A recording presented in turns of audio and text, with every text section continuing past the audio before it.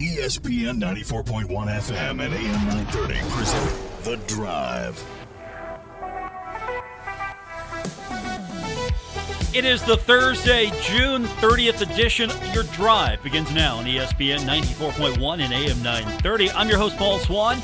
We're here for the full hour, taking your phone calls at 877-420-TALK, 877-420-8255. Our text line this hour, 304-396-TALK, 304-396-8255. Today, I've got a very special guest coming up on the program. The TBT is happening soon, and that means it's time to get Johnny Buckets back on the program.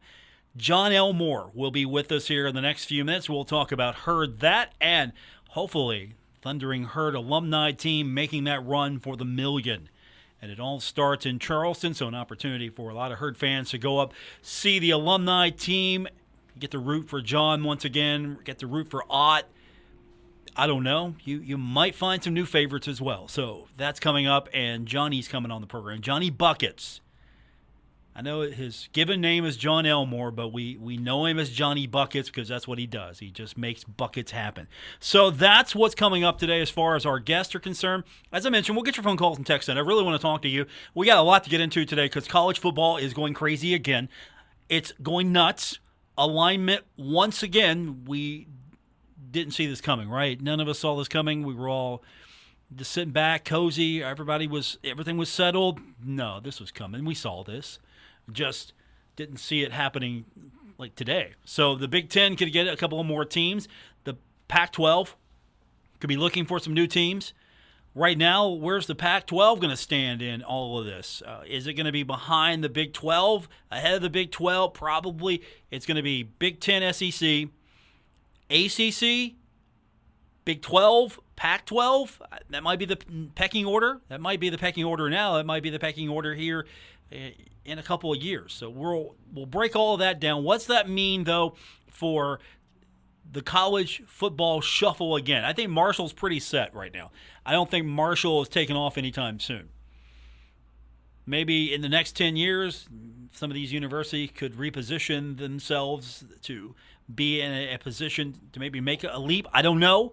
We'll get into that, but let's just go ahead and say it right now. Marshall's not heading off to the ACC or the Big 12 or the Pac-12. I mean, geography doesn't matter. Whatever you think about geography, it just doesn't matter anymore because you're looking at UCLA, and USC. Big Ten? Okay. We'll talk about that. We just got the word. It's official now. We know the names that are going to be inducted into the Marshall Hall of Fame. So the announcement coming out not that long ago. Here are the names. We'll go in alphabetical order. First up, and are you ready for this? It's Stephanie Cook-Lewis. Marshall softball and women's soccer, class of 95 through 98, so that's the year she represents. And then Sarah Crandall Fletcher, women's cross country and track and field, the year she represents 1990 to 94. We knew about this one because the cat kind of got out of the bag on this one. Vinnie Curry, representing football from the years 2008 to 11. And then you have Carrie Hinkle, women's basketball, years 94 to 97. Jody Lambert, women's basketball and volleyball from 1970 to 73. Jack Lingle, Marshall football coach from 1971 to 74. We all know Jack Lingle, what he does and what he meant to this program, and so he is being honored. Kim Nutter, men's cross-country track and field from 78 to 82. Dave Tabor, men's cross-country track and field from 83 to 86. And then Travis Young, men's basketball, 1997 to 2001. So that's the class going in. It's a pretty fair representation. You don't have it being dominated by football or basketball. You have two football representatives. You have Vinnie Curry, you have Jack Lingle. Travis Young is representing men's basketball. And then you have a fair mix of cross-country, track, volleyball, soccer in there. It's a fair list, I think. And You can't just have this every year be football, football, football, football, football, football, football. Or basketball, basketball, basketball, basketball. And I think it's a pretty good list. We will try to get some of these to be honored athletes on the show, so we'll work on that. Definitely would like to talk to Vinny Curry again, and we can get Jack Lingle on the show. That'd be great. So we just got the list. I knew of some of these names, but of course I am sworn to secrecy on some of these things as well. Have you seen Woody Woodrum and his cane? That old man can swing that cane. Woody Woodrum, of course, for those of you who don't know, former co-host of this show, and he's on the committee as well. So he's on the committee. I'm kind of privy to just a couple of these names, and I am always told that if anything comes out of my mouth, that there will be intense pain coming my way. I'm basically sworn to secrecy. So I knew a couple of these coming up, and it's a pretty good list. So we'll try to get definitely Vinny on. We got to get Jack on. We'll get everyone we possibly can to talk about this. I think that's a big honor. And the Hall of Fame dinner is scheduled for Friday, September 2nd at 6:30 p.m. in the Don Morris Room. And it's going to also feature some other athletes that could not be honored last year or could not attend. So there's also going to be Bill No from Marshall Swimming and Diving. We're going to have Steve Shulo there as well. So there are a couple other names that are coming in. So congratulations to everyone making the list. Also, they're going to be at the tailgate. You know, the M Club does a tailgate. And so they'll be at the game on September 3rd. The whole idea of this is a lot of these times when these lists are announced, when these members are announced, a lot of it is everything's worked out where they can be present. You might not be able to attend, so you might not go in this particular class. So it's really, hey, we want to get you in, but we also want to have you here. So yeah, these are definitely a lot of people that you'll get to see again. You'll get to see a lot of people. So that's what we've got as far as the Herd making more names available for the Hall of Fame. And I think we're already going to have to expand that thing. What do you think? Put another level on that? It's another story? I mean, are we running out of room here on the wall? What are we doing here? We're going to have to go up another level or two. You know, we're going to have to maybe rotate some special collections. What are we going to have to do here? Because we're running out of space. That's not a bad thing. It's not a bad thing, but we're going to have to figure out where we're going to put some other stuff here. Maybe get another level to this thing. I don't know. I don't know what we're going to have to do here to make this work, but definitely a game day visit is it's worth your time. You go check out the Hall of Fame because, again, there wasn't really a Hall of Fame. It was the hallways of the Cam Henderson Center. You go by and you see the Hall of Fame, the photos, the wall, and you just go by it. And that was it. And you wouldn't see artifacts and trophies and things like that, and now you do. So it's really cool. So we honor those that were named today. Another guy that's going to be getting a statue, I'm sure, real soon. You remember we lobbied for it a few years ago after Marshall got into the NCAA tournament and also won a game in the NCAA tournament, some things that I hadn't seen in my lifetime, and neither did you. Jon Elmore is going to join us. The TBT, keeping that Herd basketball alive for us all with Jon Elmore when we continue on this edition of The Drive, ESPN 94.1 and AM 930. Do you like the show and you want to make your own? Well, let me tell you about Anchor. It's free. They're creation tools that allow you to record and edit your podcast right from your phone or computer. And now you can even add any song from Spotify directly to your episodes. The possibilities are endless for what you can create. Now, Anchor is going to distribute your podcast for you so it can be heard on Spotify, Apple Podcasts, and many more. And you can make money from your podcast. No minimum listenership needed. It's everything you need to make a podcast in one place. Download the free Anchor app or go to anchor.fm to get started. This is The Drive with Paul Swann on ESPN 94.1 FM and AM 930. Welcome back to the Thursday, June 30th edition. Your drive continues here on ESPN 94.1 and AM 930. It's time to talk a little Herd That basketball. The TBT is fast upon us, And joining us now, he goes down in history as one of the greatest ever to be a student athlete at Marshall University. Not just basketball, ever. Jon Elmore's with us. I keep building you up. Every time it's something bigger and better for you, Jon. How are you doing? I'm good, man. I'm good. How are you? I'm glad to be here, man. I'm glad you're here as well. I'm still pushing for the statue of Jon Elmore out in front of the Henderson Center. I think we can make room. They did such a nice job with Howells. We could put you near it as well. I think it would look good. No, dude, phenomenal. I drove by it the other day. Phenomenal. Glad to see it there. But, no, that would be pretty sweet to be side by side. I think so. I think you earned it. I think you've earned a lot of things here. Before we get into the TBT, how are you feeling about everything that's happening with Herd basketball? Going into a new league, the Sun Belt. I know you spent your time in Conference USA, but this is a new direction for Marshall athletics, basketball. Maybe a bright future there. What are you feeling about this? As some of your old rivals are no longer going to be on the schedule. No, I'm excited. I was down there a couple weeks ago. I worked out with a couple of the incoming freshmen.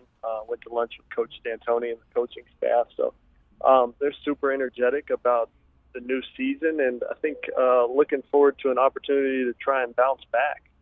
It was a long season last year, but got a lot of guys coming back, and super excited to see them turn it around and get the program rolling again. Jon Elmore is with us. The Thundering Herd misses him on the court, but we still get to see him play because the TBT is coming up. Next month, it's going to be in Charleston once again, which is great for a lot of Herd fans that maybe will want to come out and support you. Next month, July 16th. Again, the goal here is to win the $1 million. How are you feeling about your squad this year? Ideally, and from what I've seen so far, I think this is going to be our best team yet.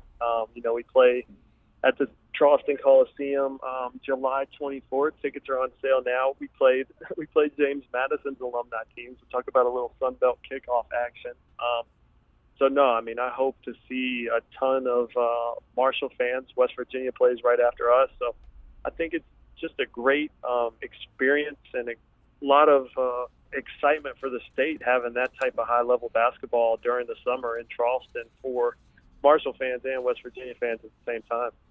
Yeah, that game is a potential second-round contest between Herd That and West Virginia, but you got to get past JMU's team first, and of course they've got to get past Virginia Dream. So we can't look too far ahead, but that's the matchup we all want. You've got some of the who's who of Marshall basketball on your squad, and again, you've got a couple other people to fill out the roster. Talk about the makeup of this team. Where do you think your strengths are? Will Jon Elmore, your brother, will he pass the ball this season? I mean, what can we expect from this team? No, great question. Going into it, it is a Marshall-based team. We try to keep our core, our majority Marshall guys. I think we have 6 this year. We probably have 10 guys on the roster, so 60% Marshall guys. But then we try to mix in as well as we can some high-level guys that play professionally overseas as well to really give us our best team and our best shot to win the $1 million. So it's a great showcase for Marshall on the national stage, wearing the Herd That, broadcasting that, but at the same time our goal is to win the money, so we've got to do our best to build the best and biggest team possible. So we've really expanded outside of just our Marshall guys, and hopefully that puts us over the top because I think we're going to have a heck of a team this year. Yeah, it looks like it's going to be a fun one. You got Chad Brown representing UCF, and you got Justin Johnson, Western Kentucky. I mean, normally you put Marshall and Western Kentucky on the court, you don't get along, and it's great. We love it as fans, but you put that red together with that Herd That Kelly Green. It's going to work out. I trust you. It's going to work out, right? No, definitely. You'll like this. I was in Italy my rookie year playing. Justin Johnson turns out to be on another team. We're both on vacation in Florence, Italy. We meet up, go to dinner. Our wives become best friends. We drank a little too much wine, had a heck of a night, but just made that connection. Got like real cool. Had a lot of reminiscing about the battles between us and the Moonshine Throwdown, and had talked about linking up in the summer for the TBT one year, and just scheduling conflicts in the past, but it worked out this year. So super hyped to have him because, as Marshall fans know, he hurt us pretty bad when we played them. You look at the returning players and the names that stand out for Marshall fans. Of course, yourself, Jon Elmore. So you've got that brotherly connection there. Then you've got Ryan Taylor, who is a beast. Stevie Browning, he's always fun to watch on the floor. You never know where he's going to shoot it from or what he's going to do. And then I think you would agree with me, probably one of the most underrated Marshall basketball players of all time, Rondell Watson. Sorely underrated. No, I mean, Rondell's a guy that's hit I think he hit the game winner last year for us to win the first game. You know, right? He hit the game winner. I think he made one in the bubble a couple of years ago as well. So he's a guy that you can literally put at any position and just count on him to be productive and make winning plays. So super excited to have Rondell back. James Kelly's back as well, another first-team All-Conference USA guy who he played this year in Greece and had a really good year. So we're excited to see him back at full speed. Last year he was coming off a year where he took the year off. So we're excited to have him back at 100%. And it's just cool to get all the Marshall guys back together, see the fans, and then play again. I mean, we all made a lot of memories and won a lot of games at Marshall, but it's cool to put the jersey back on and compete. Going to be in Charleston, as we mentioned, so that's a big deal, not just for you, for West Virginia. What is it about that West Virginia basketball fan that makes this possible? It's not just heard that. It's not just West Virginia. There's so much interest in every team coming in. So what is it that's making this really a special time for Herd fans, for Mountaineer fans, for fans of basketball in the summer? You know, I think that's where the TBT hit the nail on the head, is their product. I mean, you're talking about majority of the best basketball players that aren't in the NBA. Outside of the NBA, these are all guys that are playing professionally, have played at a high level, had historic college careers. I mean, Jimmer Fredette just announced he's playing on a team. I mean, that's one of college basketball's greatest players ever. So just the high-level basketball. And the thing that really excites me and makes me look forward to it is that's one of the reasons in West Virginia is the support West Virginia fans have, Marshall and West Virginia coming together. I know during our game last year, West Virginia fans got there early and were rooting for us. We were rooting for West Virginia after we played. They were playing. So just that support level, the amount of fans and the interest that it does get in our state is the reason they brought it back again. So hopefully we can pack the Charleston Coliseum out, give them a reason to keep doing it here each year. Jon Elmore's with me. The TBT is coming up. July 16th is when all the fun begins. So every year, the TBT features all these teams all trying to compete for that $1 million. And it takes a lot of support and effort to make these runs happen, get these teams put together. So, what are you needing again this year? So maybe fans, supporters, boosters, people can help support your effort as you make this run and hopefully keep the name of Herd that going for weeks.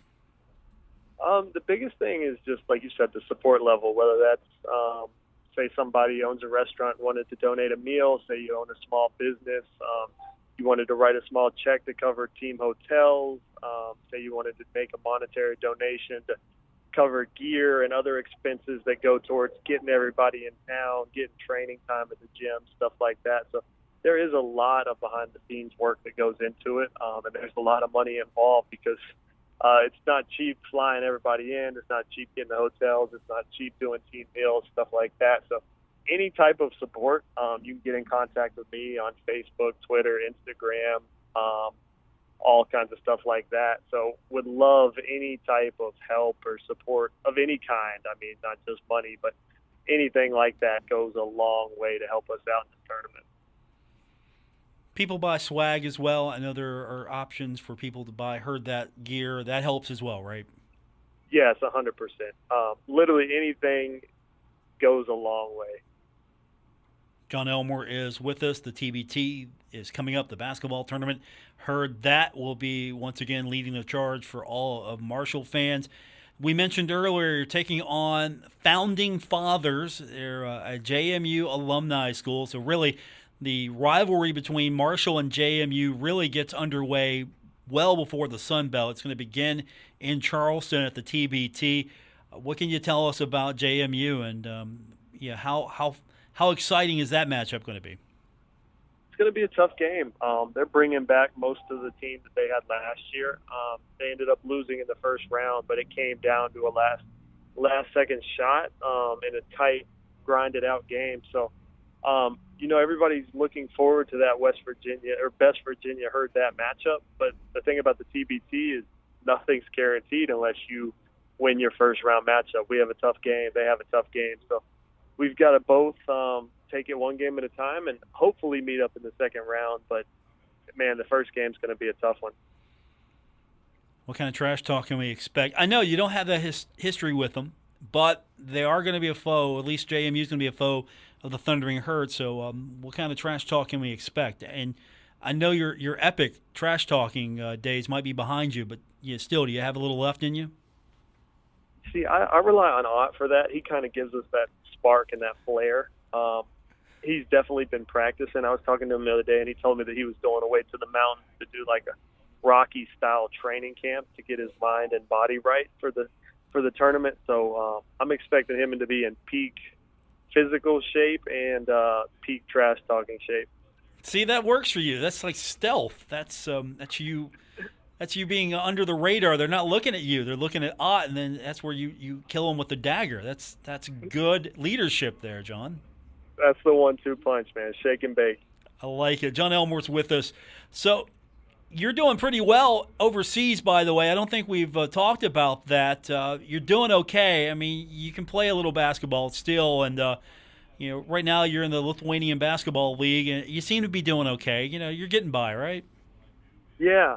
No, it was an exciting year. Lithuania is a good league in Europe, and honestly, I had my best year yet. I think just developing to the European style and the different pace of the game, statistically and numbers-wise, and the amount of wins the team had and all of that was definitely the best year I've had yet. So I'm looking to just keep climbing the ladder in Europe, hopefully make it back to the NBA and stateside one day. Everybody's got a different plan and different steps, but I'm still enjoying it, and I still get paid to play basketball, so I'm going to stick with that as long as possible. Jon Elmore is with us, and I don't think people understand truly, maybe those who follow it a little closer, but maybe the casual fan, general fan doesn't understand there's some really good basketball being played overseas. Just because it's not the NBA doesn't mean it's high-level basketball. It's really good. No, you're right. A lot of dudes that played at major colleges end up overseas. I mean, only that top 0.5 or whatever percent it is of college guys make the NBA. So there's a lot of basketball played in Europe.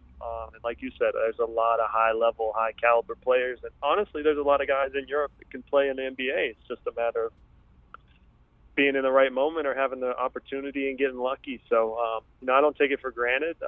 Lucky to keep playing and playing at a high level. So take it one day at a time and make the most of it. Jon Elmore is with us. Heard that in action, taking on the Founding Fathers. It's part of the basketball tournament, and if you're victorious, hopefully we get to see that dream matchup once again. Heard that, and West Virginia. I can look ahead. You can't, but I can look ahead.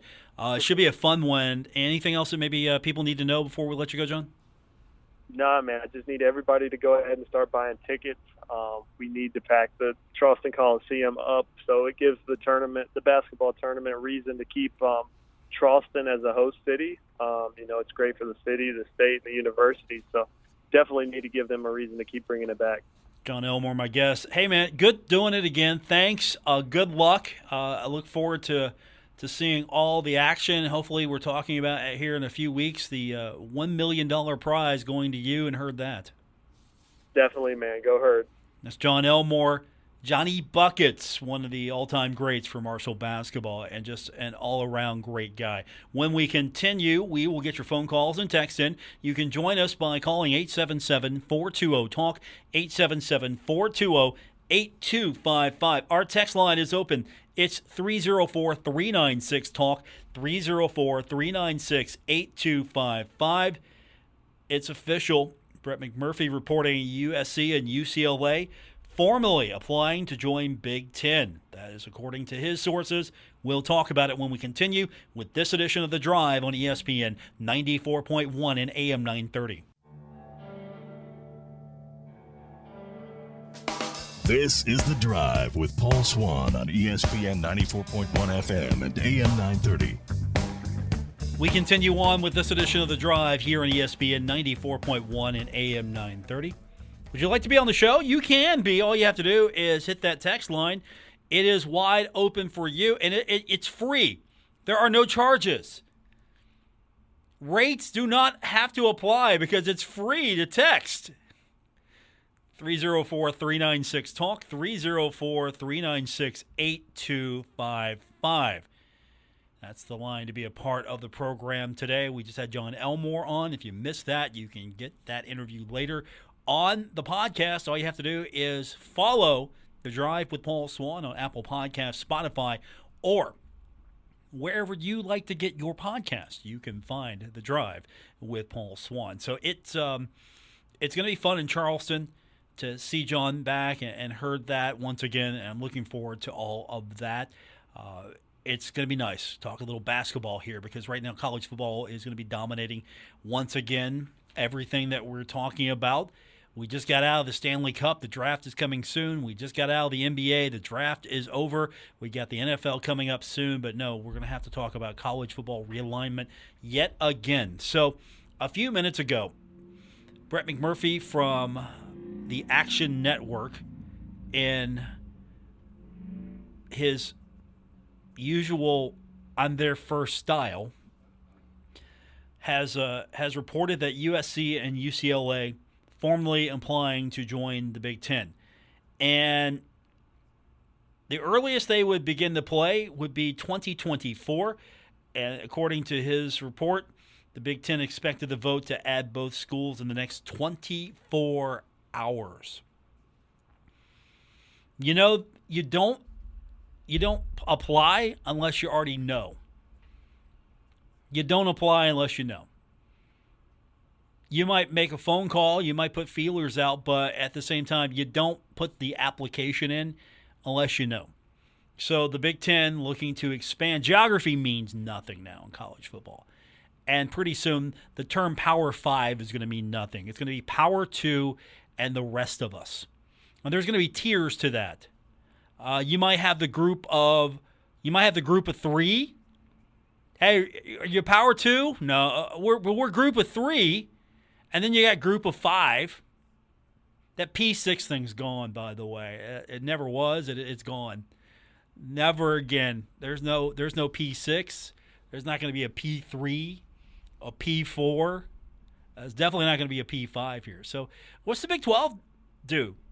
Does it go after some Pac-12 membership? What does the Big 12 do to maybe try to solidify itself, to stay in that 3 to 4 range?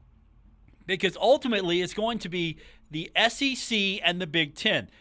You've got the two power leagues among the Power 5, the two halves, the biggest, making sure that there's parity between those two leagues. And geography just doesn't matter anymore. It doesn't.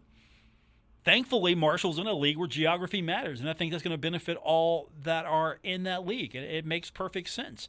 But geography doesn't matter, because if geography mattered, we'd have different landscape here. And if you go by geography, you would see a West Virginia stuck, because the Big 12, the geography doesn't make sense. I mean, Cincinnati, it's not necessarily the best fit as far as a geography standpoint. And then there's rumors and indications that maybe Kansas says, look, we're done with football. We're done with football. We're going to do, maybe we'll go independent there and get into the Big East. Kansas in the Big East? I've seen that. I mean, it'd be great for the basketball. I mean, the product would be fantastic. Kansas in the Big East, that would be, it would elevate the Big East in so many ways, and the Big East is really good in basketball. So That would make sense. And with Gonzaga, say, look, you know what? Geography doesn't matter. Let's get in the Big East. Because you're not looking at Gonzaga to replace anybody in the Big 12 or Pac-12, right? No, that doesn't work that way because football's driving all of this. So there's some great schools out there that you could have basketball-centric leagues, and we have seen basketball-centric leagues. But here at the end of the day here, are we going to see some more dominoes fall? Will the Pac-12 go after some teams out of the Big 12? Could that happen? Could there be a couple of, I don't know, could you cherry pick the Mount West? You got Boise, right? What about, Boise? Would Boise be a good Pac-12 team? And what about San Diego State? I've seen that thrown out there as well. Again, I don't know what's going to make sense right now. Or could you see the Big 12 say, look, hey, Oregon, come on down. Come on over, Oregon. Some really good basketball there. Really good football. Could you see that happening? Oregon? I don't know. And I'm just throwing these things out here right now because I don't know what's going to happen. Because, again, geography no matter. The location doesn't seem to matter anymore. It doesn't play into this. It's just like, okay, let's get as big as we can and get the best we can. And everyone else will just have to deal with this. And what do we get to a point where the landscape is, okay, the only national championship will be decided between the Big Ten and the SEC. What the SEC and the Big Ten go, you know what, we're good. What if we have two 20-team leagues? You got 40 teams here. Okay, we're good. We don't need the rest of you. We can do our own thing and have the TV deal to go upon it. Because this national championship here, it's not the NCAA sanctioning this thing. It's not the NCAA supporting this by sponsoring it. It's a coalition. I mean, the national championship in football has always been mythical. It's either awarded by the media, it's awarded by the coaches. It's in this contrived system here. We had the BCS, which, on looking back at it now, it wasn't so bad. Looking back at the BCS, it wasn't so bad after all. And you have this 14 playoff, but now, what if you have, even if you expand it, now you know why maybe the SEC was a little hesitant to say, look, there should be some automatic bids here. No, what if the SEC has what if you go to 6?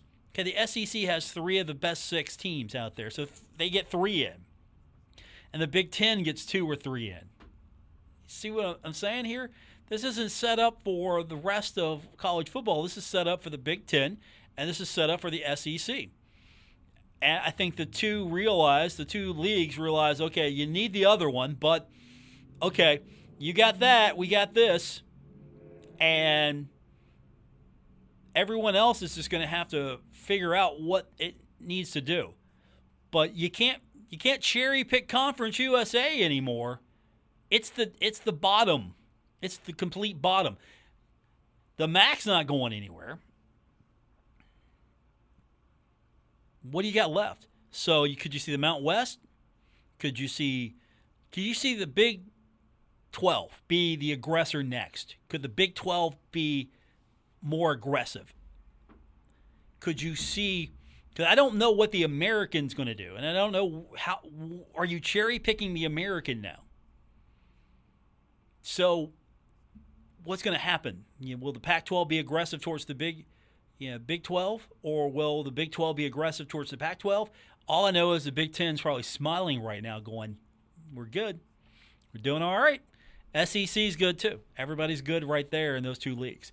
We will get your phone calls and text in. The phone line is 877-420-TALK, 877-420-8255. Text line 304-396-TALK, 304-396-8255. More coming up on this edition of The Drive on ESPN 94.1 and AM 930.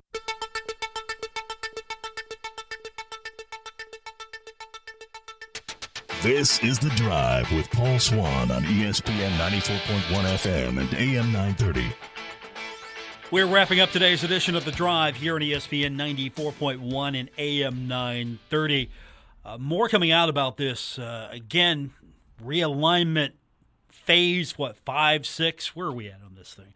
USC and UCLA formally applying to join the Big Ten and should be decided in the next 24 hours. It's pretty much a done deal. So 2024 is when the schools would play because, again, they're in a great spot with their grant of rights for the media. They're not really going to be penalized here. So they're in a good spot. They can phase out in a proper manner and not lose any real revenue here. So they're in a good spot. The Big Ten might keep going, though. And here's what's coming out. Big 12 might go after Arizona, Arizona State, Colorado, and Utah.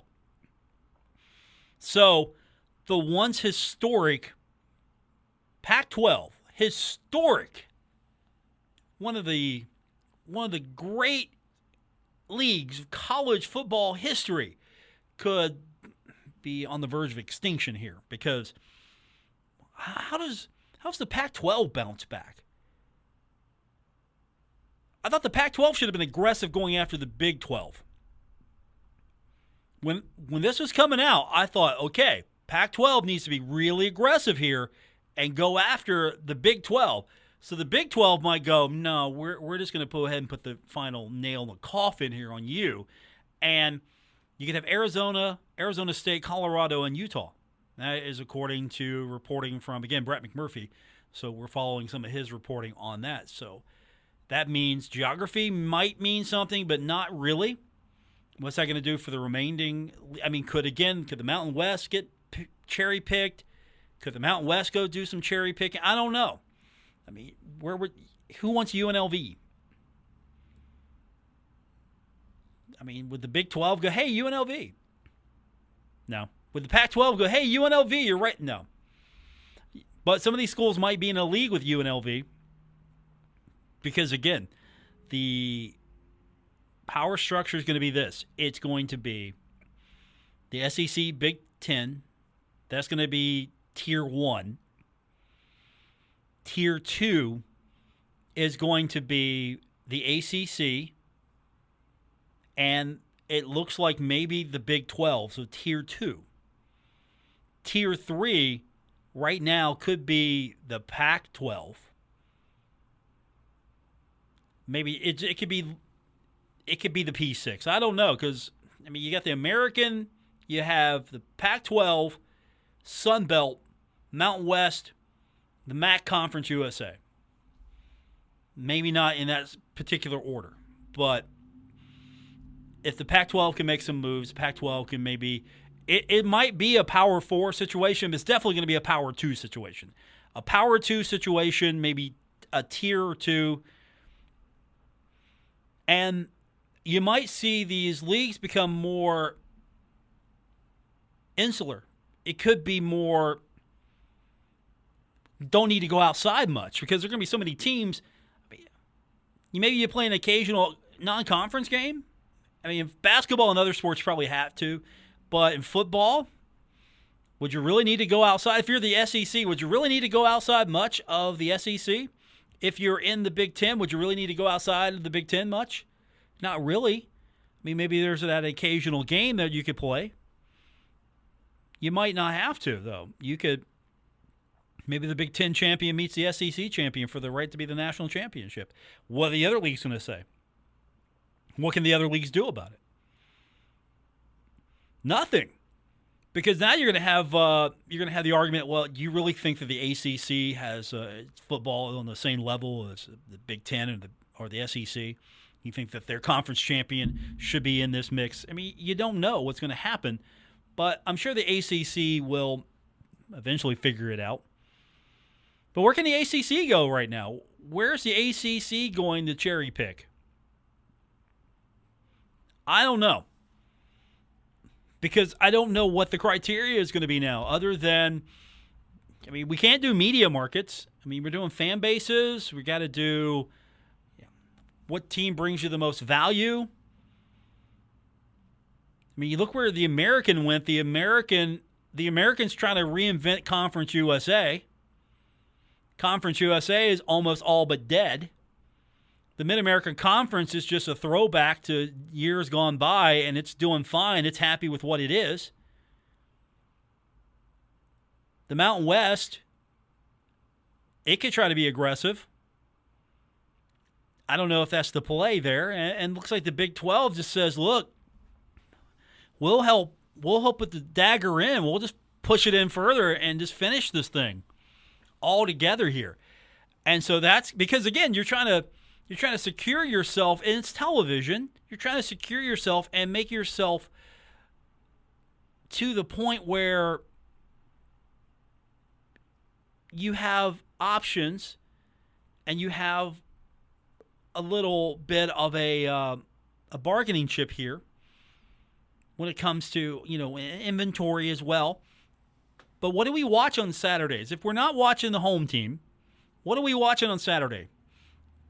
Big Ten? SEC? Big 12? And again, I'm saying if we don't watch the home team. So if we're watching the home team, we're watching Sunbelt.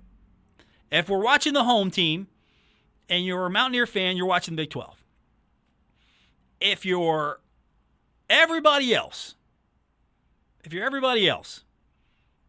you're not watching the home team, either you're watching your home league or you're not even doing that. You're just watching college football because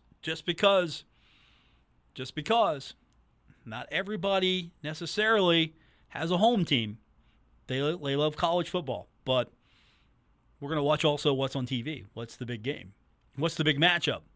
And all the big matchups could be in the SEC, the Big Ten, maybe the ACC, maybe the Big 12.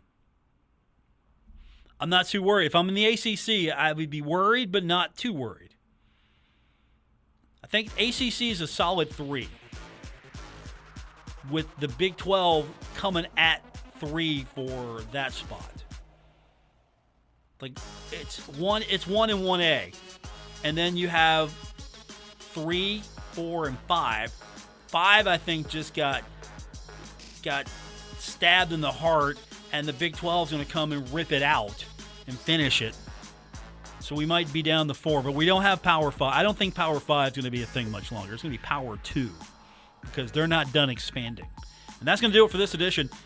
Don't forget, you can be a part of the program anytime by listening on demand. You can get our podcast. Just follow us on Apple Podcasts, Spotify, or wherever you get your podcasts. That's going to do it for this edition of The Drive. Thanks to my guest, Jon Elmore. We'll do it again tomorrow here on ESPN 94.1 and AM 930.